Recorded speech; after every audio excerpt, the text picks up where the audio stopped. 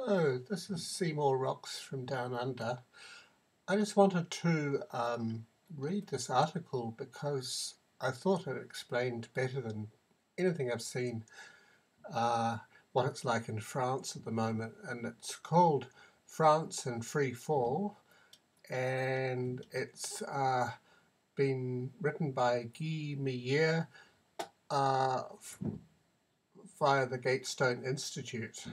So French officials evidently understand that the terrorists are engaging in a long war and that it'll be difficult to stop them, so they seem to have given in. These officials are in no doubt aware that young French Muslims are being radicalized in increasing numbers. The response, however, has been to strengthen Muslim institutions in France. At the time Macron was speaking, one of his emissaries was in Morocco to sign the UN Global Compact for Safe, Orderly and Regular Migration, which defines immigration as beneficial for the host countries. Under it, signatory states pledged to strengthen migrant-inclusive service delivery systems.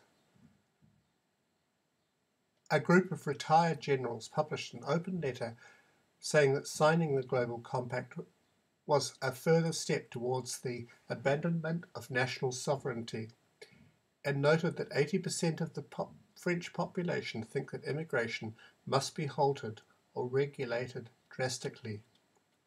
The author, Eric Zemmour, described the Yellow Vests' revolt as the result of the despair of people who feel humiliated, forgotten, dispossessed of their own country by the decisions of a contemptuous caste. Strasbourg, France, Christmas market, December the 11th, 8 p.m. A man shouting Allahu Akbar, Allah is the greatest, shoots at passers-by, then wounds several with a knife. He murders 3 people on the spot and wounds a dozen others, some severely. 2 will later die of their wounds. The murderer escapes. 2 days later, the police shoot him dead. He was known to the police. When members of the General Directorate of Internal Security and some gendarmes came to his home a few hours later, he had escaped. Although they knew he was armed and dangerous Islamist ready to act, and that Christmas markets had been and could be likely targets, no surveillance was in place. The murderer, Sherif Jekat, should in fact have been kept off the streets. He was 29 years old. His name was on the list of people reported for terrorist radicalization, and he had already been sentenced for crimes 27 times.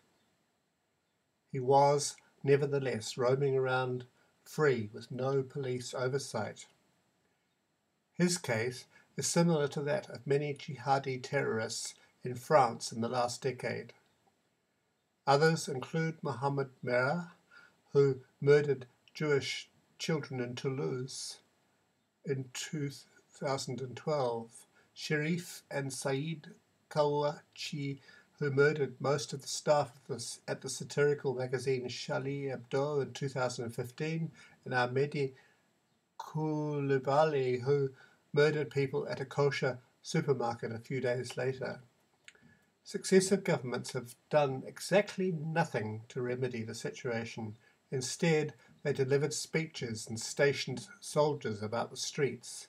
Quote, young French people must get used to living with the threat of violence, unquote. Then Prime Minister Manuel Valls said in 2015. 2 years later, just before the first round of the presidential elections, Emmanuel Macron, still a candidate, used almost the same words. Terrorism, he said, is imponderable and will constitute a, quote, threat that will be part of the daily life of the French for the years to come, unquote. French laws are extremely lax. Even serial killers and terrorists are not sentenced to long prison terms. Most prisons have become jihadist recruiting stations. Currently, more than 600 no-go zones are under the control of imams and Muslim gangs. Islamists, apparently ready to act, number in the thousands. The police simply do not have the personnel or the material resources to monitor all of them. The only political leaders who have proposed tougher laws against terrorism or have said that exceptional measures were needed, such as a wider use of electronic ankle bracelets to counter increasing threats, come from parties considered right-wing. The mainstream media immediately branded those leaders as extremists, and their proposals were dismissed. Macron and his government continue their unfortunate tradition of submitting to political correctness. It seems they prefer to appease extremists rather than confront them.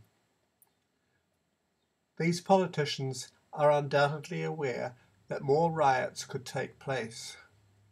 In 2016, the head of the French General Directorate for Internal Security, Patrick Calvat, spoke of a high risk of clashes between communities, perhaps even civil war. These officials evidently understand that the terrorists are engaged in a long war and it will be difficult to stop them, so they seem to have given in. These officials are no doubt aware that young French Muslims are being radicalized in increasing numbers. The response, however, has been to strengthen Muslim institutions in France. Although these officials also presumably see that Muslim immigration into France continues and that hundreds of thousands of illegal Muslim migrants are creating increased security concerns, they do nothing to reverse the trend. The number of deportations is rising, but is still rare. Slightly more than 26,000 persons were deported in 2017. Meanwhile, more than 150,000 illegal immigrants live in Saint-Denis, near Paris, alone. Macron, since becoming president, has repeatedly said that those who call on him to expel illegal immigrants are xenophobic.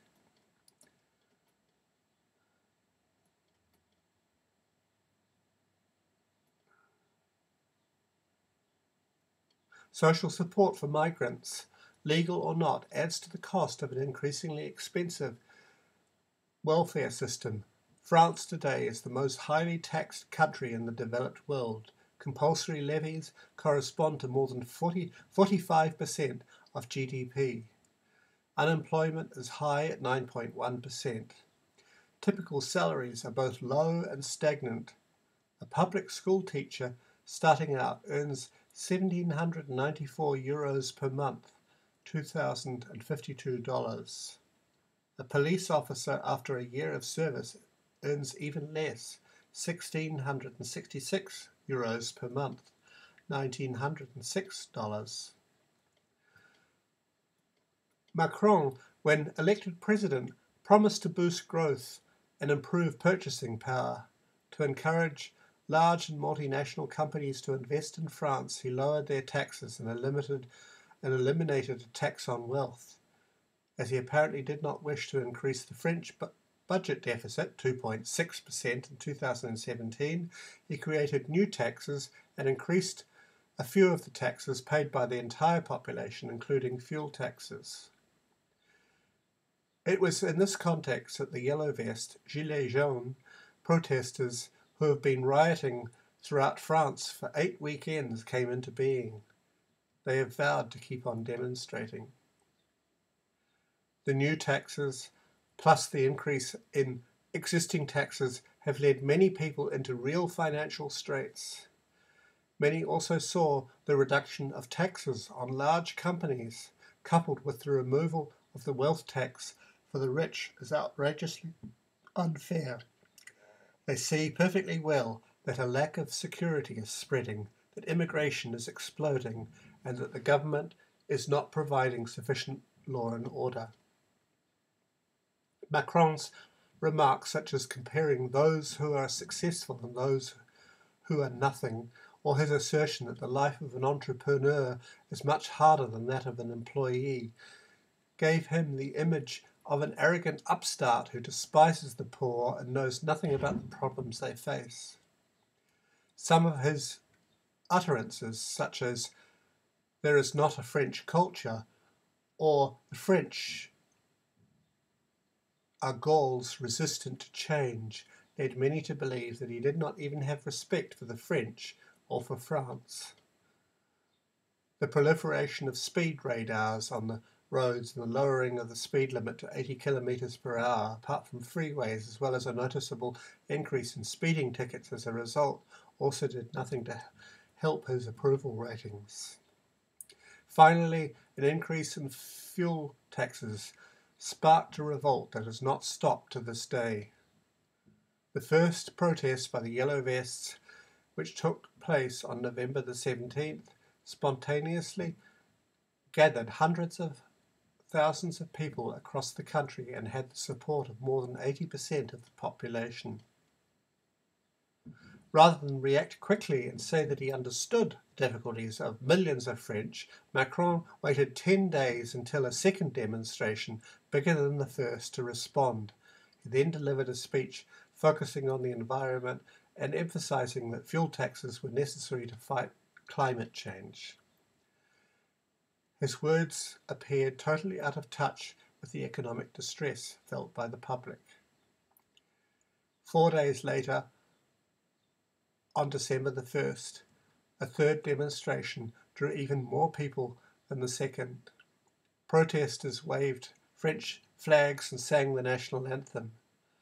People who spoke on televisions said that Macron had made fun of them and reminded him of his promises. They demanded his resignation, new elections, and a return of sovereignty to the people. Gangs from the suburbs looted stores and destroyed property. The police were particularly brutal to the protesters, but could not stop the looting or destruction. Macron said nothing. On December the 8th, the day of the fourth demonstration, Paris was effectively set under siege. Armoured vehicles were deployed along the main avenues. Thousands of police officers sealed off access to the neighbourhood of the presidential residence, the Élysée Palace. A helicopter waited in the courtyard of the Élysée Palace in case Macron needed to be evacuated. Looting and destruction began again. When Macron finally decided to say something on December the 10th, he announced a slight increase in the minimum wage and the removal of some taxes. He promised to open a national debate and announced the need to review the rules for immigration.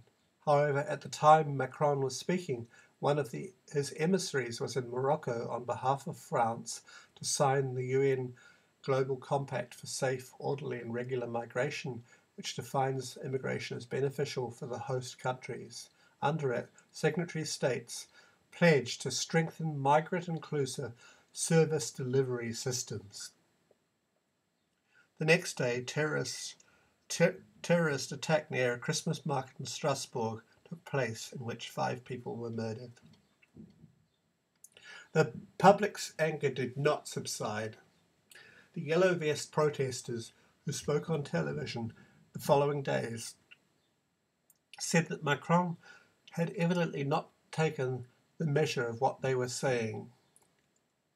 They stated that talking about reviewing the rules for immigration while signing the Global Compact without taking into account the opinion of the population showed that Macron was a liar. A group of retired generals published an open letter saying that signing the compact was a further step towards, quote, the abandonment of national sovereignty, unquote, and noted that 80% of the French population think that immigration must be halted or regulated drastically. In deciding alone to sign this pact, the generals wrote, "You are guilty of a denial of democracy, even treason with respect to the nation." The Minister of Finance, Florence Parly, said that the general's letter was inadmissible and unworthy. but did not dispute the arguments it set forth. Again, Macron said nothing.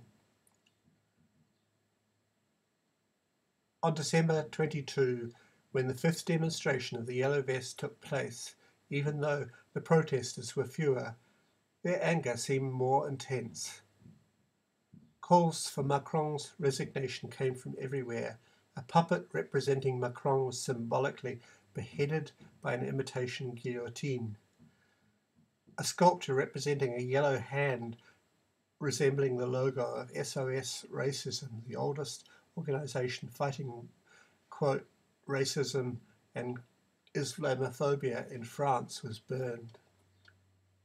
Anti-Semites took the opportunity to offer their usual opinions, but were marginal. Benjamin Griveaux, the government spokesman, however, used their comments to attack the Yellow Vest protesters. He sent a tweet saying that Yellow Vests were cowards, racist, anti-Semitic, and of the type that stages coups. Earlier he had said that whatever happens, Macron would not change course. Macron seems to hope that weariness will lead the Yellow Vest to give up, but there seems no sign of it yet. On the contrary, the Yellow Vests seem dedicated to bringing him down. Those on television say they are determined to fight to the end. The economic damage is considerable. The first estimates numbered hundreds of millions of euros. Macron and his team, wrote Ivan Rouffaut, an editorial writer at Le Figaro recently, would be wrong to believe that if the mobilization weakens during the Christmas truce, it means they are out of the woods. The author Eric Zemmour described the revolt as the result of the despair of people who feel humiliated, forgotten, dispossessed of their own country by the decisions of a contemptuous caste. He concluded that he thinks Macron has lost all legitimacy and his presidency is over. Radio commentator Jean-Michel Afati said that the presidency and the government hang on by a thread, and that the letter published by the generals is a strong sign that the French institutions are deeply shaken. If the police falter, he stressed, France could quickly slide towards chaos. On December 20th, 2 days before the fifth demonstration of the Yellow Vests, police officers organised a protest in front of the Élysée Palace. The vice president of an organisation made up of police officers said that many members are exhausted, feel sympathetic to the revolt and are ready to join it. And the very next day, the government increased police officers' salaries and paid them millions for overtime, payments that had been overdue for months. The authorities are really afraid that the police could turn on them, commented the journalist Jean-Michel Afati. It is hard to imagine, he said. It is where we are in France today. Macron's popularity is in free fall. It has dropped to 18%. No French president's popularity has dropped so low so quickly. Fleur Saint-Esteban, a professor at the Paris Institute of Political Studies, quoted surveys showing that Macron now crystallizes an intense hatred and maybe more than hatred, rage.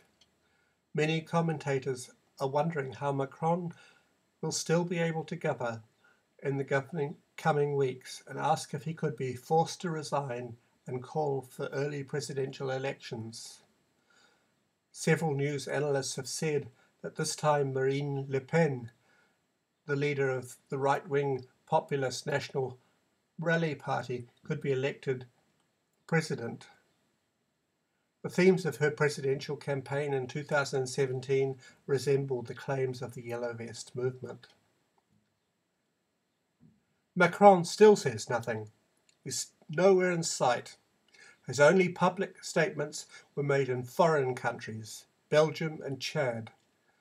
His last public appearance in France was on December the 4th in the Massif Central late in the evening. He went to see the damage done to an official building partly burned by vandals. Although his visit was unannounced, dozens of yellow vests arrived, insulted him, and he quickly left. Polls show that Le Pen's national rally could win the European Parliament elections in May 2019 with a 24 to 25% of the vote. Another right-wing nationalist party, Debout la France, Stand Up, headed by MP Nicolas Dupont-Aignan and allied to the National Rally Party, could get 8%. The total would amount to 32 to 33% of the vote. Macron's La République En Marche party, created 2 years ago, is expected to get only 18% of the vote. Election to the European Parliament has no direct impact on French political life. Such a result, however, would be a scathing disavowal of Macron if he manages to stay in power until then. A few months ago, Macron introduced himself as the champion of an open, progressive and multicultural Europe and described the defenders of national sovereignty and all those hostile to immigration and multiculturalism as lepers and supporters of bellicose nationalism, extolling the rejection of the other. He pretended easily to triumph over them. In July 2017, he hinted he would rule like the Roman god Jupiter. It did not take long for him to fall from his pedestal. On the evening of 31st of December, Macron offered the French people his wishes for the year 2019. He did not apologize. He ignored the grievances of the Yellow Vest protesters and their supporters. He merely said that anger broke out and that order will be maintained without indulgence. He described in positive terms all that he had done since becoming president. He added that he would like to go forward in the same direction without changing a thing. Quote, I intend to continue to follow the line that I traced since the first day of my mandate, unquote.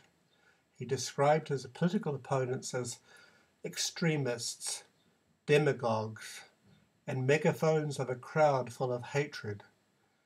He again said that the fight against global warming is an absolute priority.